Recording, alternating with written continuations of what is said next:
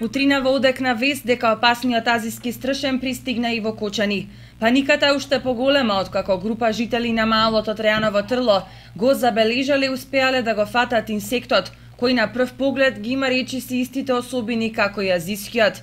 Не сакајќи да зборуваат пред нашата камера додека не се потврди неговиот идентитет, граѓаните велат дека се исплашени од самата помисла дека во нивна близина живее нешто толку опасно, кое може сериозно да ја загрози нивната безбедност.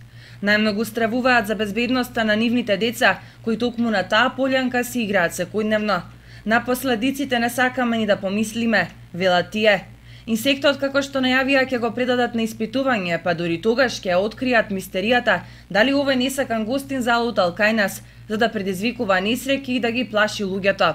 Стравот кај кочанчани е уште поголем, откако големиот азиски стршен кој во Европа првпат се појави пред 10 години, пред месец дена беше забележан во неколку градови низ државава. Лекарите постојано апелираат на внимателност и при мал убот од било каков инсект да се обратат кај матичните и кожните лекари.